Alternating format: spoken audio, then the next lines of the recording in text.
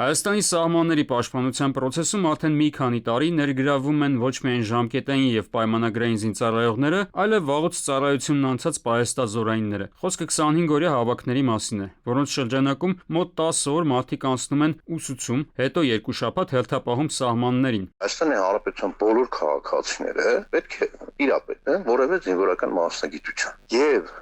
վարժական հավաքների նպատակը հենց ժամանակ առ ժամանակ այդ մասնագիտության վերակրկնումը կամ նույնիսկ նոր բան սովորեցնելն է, որպեսզի չստանանք այն իրավիճակը, որը եղավ 2020 թվականին։ Պրոցեսն ինքնին դրական է այն առումով, որ վարժական հավաքի մասնակիցները իրենց աչքով են տեսնում բանակում արած կամ չարած աշխատանքը։ Մյուս կողմից կա կարծիք, որ վարժական հավաքներն այնքան էլ վարժական չեն, քանի որ մարդկանց գիտելիքներ փոխանցելու պրոցեսին սովորաբար վերաբերվում են, ինչպես ասում են, մատների արանքից։ Բովանդակային հարցեր կան, որոնք պետք է լուրջ վերանայվեն եւ իրավական տեսանկյունից եւ ուսումնական բոլոր տեսանկյուններից, բայց այն որ վարժանք ուսումնական հավաքները չափազանց կարեւոր է, դա անհերքելի է։ Վերջին օրերին սակայն իշխող ուժի տարբեր բարձրաստիճան ֆիգուրներ սկսեցին տարածել տեղեկություն, որի գլոբալ բովանդակությունը հետևյալն է. նրանք, ովքեր Ռուսաստանից այս օրերին գալիս են Հայաստան, ուղարկվելու են 25-օրյա վարժական հավաքների։ Ասում են Ռուսաստանից եկող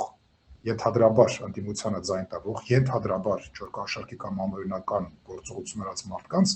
տանում են վարժական հավաքների, այսինքն պատժում են այդ բանի համար։ Եթե այդտեղ կա ինչ-որ հանցանք, դրա համար կան գործիքներ, դրա համար կա իրավապահ համակարգ, կա անպատասխան թացակարգեր, քրեական վարույթներ եւ այլն։ Այս հայտարարությունները նախ հարվածում են բանակին եւ բուն վարժական հավաքների գաղափարին, նշում են իրավաբանները։ Մարդկանց գիտակցության մեջ այս հավաքները սկսում են ասոցացվել պատժի հետ, այսինքն մարդկանց պատժում են 25-օրյա հավաքի ուղարկելով։ Ստացվում է, որ ինչ-որ պարտավորություն մարդու վրա դրվում է ըստ հայեցողության։ Նույն հաջողությամբ մարդուն կարող են հարկել կամ ոչ ըստ քաղաքական նախընտրությունների, նշում են իրավապաշտպանները։ Այս տարի մեզ պետք է վարժական հավաքների դիցուկ 1000 հոգի։ Շատ լավ, 1000 հոգու համար դու կանչում ես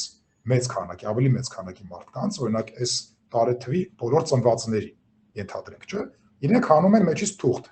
Եղավ այո, այս անգամ են գնում, եղավ ոչ հաջորդ։ Եվ նա ով որ այս անգամ գնացել է, հաջորդ անգամ բնական է չի մասնակցում այդ քվեարկու, այդ վիճականությանը, մինչև ռոտացիայով հերթը նորից իրենը գա։ Միայն այս պարագայում կարող է մենք խոսել, որ այս ծառայությունը լինի իրավաչափ։ Պաշտպանության նախարար Սուրեն Պապիկյանը թեմայի վերաբերյալ լրագրողների հարցերին ի պատասխան այսօր նշել է, որ Զվարթնոց օդանավակայանում երկիր մտնող քաղաքացիներին ռազմական ոստիկանները չեն կարող վարժական հավաքներին մասնակցության ծանուցումներ փոխանցել։ Դրա համար լրիվ այլ կարգ է գործում։ Արմեն Աթալյան, ժամը լրատվական։